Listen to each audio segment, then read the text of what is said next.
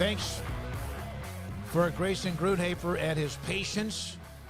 Being late, that's on all of us, and he's here with us, 365 Sports, SicEm365.com. Grayson, I know we always are asking about recruiting and all of that, and that's a continual constant. Every day you can post a lot of different things, and you do.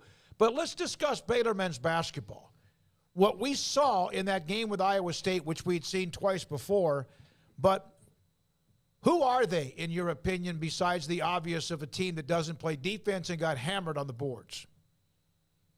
I think that's probably at the root one of the questions that I think a lot of Baylor fans probably have at this very moment. And I think that it's also okay to put things in perspective a little bit. So I think that this matchup against Iowa State, not great. People have talked about that a lot. Baylor does not match up well with them. That physicality, their ability to rebound, their ability to keep offensive players in front of them while also contesting jump shots at a very effective rate gives Baylor problems.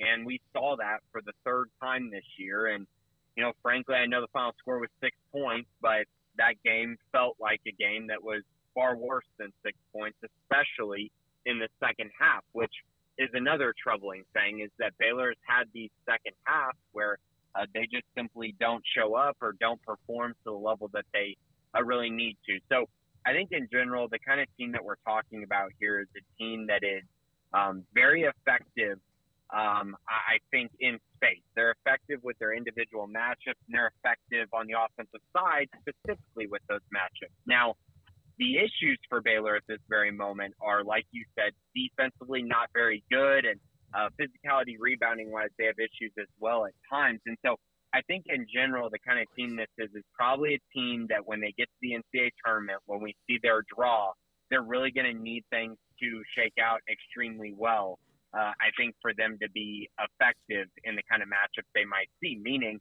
they're not going to want to face really physical teams that play really effective and sound defense. And they're also not going to want to face teams that can rebound the ball at a very, very high level. So if they get that draw, I still think they can make a run in the tournament. If they don't, you might see them lose in the second round. Richard Carr Motors, our Baylor Bear hotline with Grayson Grundhoefer. People you can count on. Grayson, do you think this is a team that can make a deep run in the tournament, or are we looking at, that would be too lofty an expectation?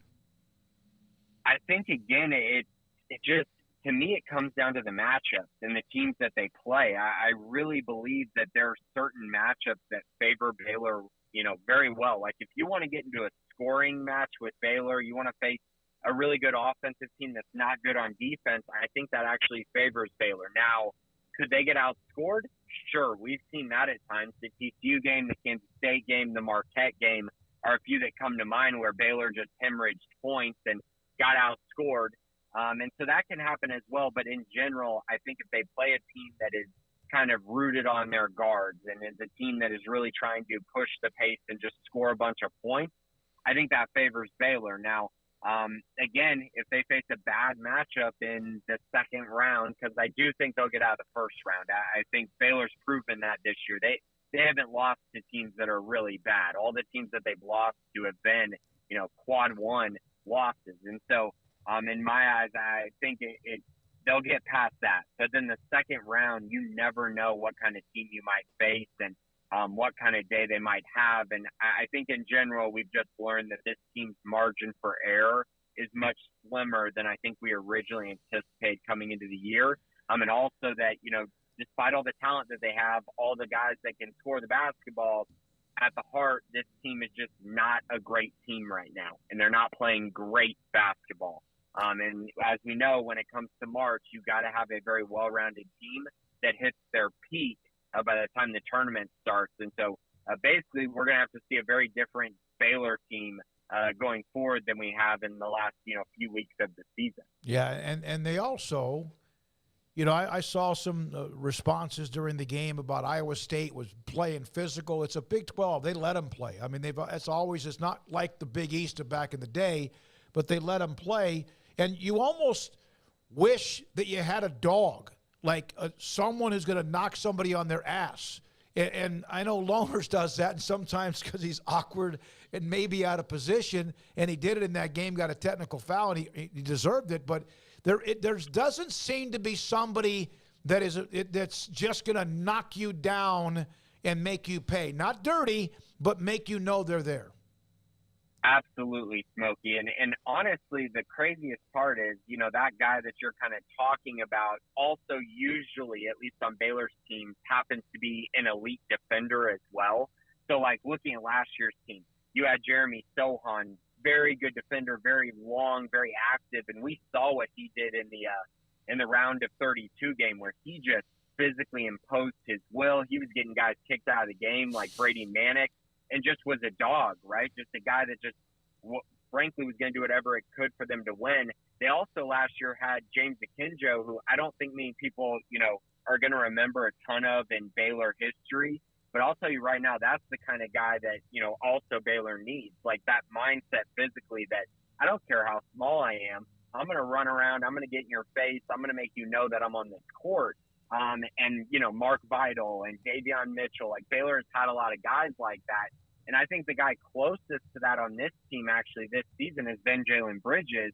But it just hasn't been to the level of those other guys. And, Bridges is a very good player and he's shown great flashes, but consistently, he's not an elite defender. He's a very good defender, but not elite like some of those other guys. And usually when there's an elite defender on your team who has that kind of toughness, physicality, mentality, that they all kind of, go together. And we've seen that in the past from Baylor, but they don't really have that guy this year.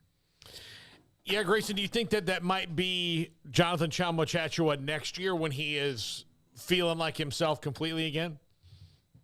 That is really one of the tougher things to watch, I think, Paul, is that, I know he's dealing with stuff physically. He's far from 100%. And anyone that can't see that is, kind of fooling themselves. But he's not there yet. And the sad part about it is I think it's taken away some of that physicality. And I also think, when you're not in the game as much as you normally are, that can sometimes zap your energy. And we just haven't really seen, that from John, and they need that from him. And in this last game, for instance, 0 rebounds for him, really didn't give Iowa State any problems at all. And the problem is they really needed him in a game like that when Flo was playing, not great basketball, and Loner, he's tough to put out on the court right now. They really need something from John as the season, almost comes to an end. They're going to need him to be a lot better and a lot more active and potentially provide what you're talking about. But unfortunately, we haven't really seen that up to this point. So to think that's going to change, at the start of the tournament, it's kind of hard to, convince myself to say that. Yeah, it's almost as if he had such a great start when he came back, hit those threes, and it was such an excitement. They won the game big that, people forgot that there was going to be some sort of a settling down type of thing where he kind of went through some of the growing pains of not playing for as long as he did and maybe just not being physically anywhere near, even though he's back. All right, one recruiting thing, and I know you got a lot. There's obviously every day something, SicEm365.com in the premium section. Tell us a little bit about New Braunfels Canyon quarterback Deuce Adams. Yeah, so Deuce Adams is going to visit next Monday, and this is actually a really exciting time for me, I would say, because Deuce is going to be competing in the Under Armour camp on Sunday. He's going to be competing against a bunch of different quarterbacks in the area, including Haas Haney, the quarterback out of Aledo, who's also being recruited heavily by Baylor. So I'm going to get to see him out there competing against the best quarterbacks in the state. Literally every really good quarterback will be there. So he'll get to kind of show where he ranks in that mix. And then the very next day, he's going to be visiting Baylor and get an opportunity to hang out with Sean Bell and Rhett Holcomb and Dave Aranda. And I'm excited. I think this is a visit for him that's going to be really important. I know that he already is locked in an official visit to Boston College, and I think he might lock one up to Louisville as well. But I think right now Baylor sits in a really good position for a quarterback that I view as a very good one. And if you watch Deuce's film, he has a lot of swagger, a lot of moxie to go along with, being very talented. His arm talent's very good. The accuracy he showed this year was exceptional. And so I'm excited to see it on display in a camp setting, and then to see him go to Baylor and see, if those relationships continue to click, and if he, decides to make a decision, which I actually think is possible.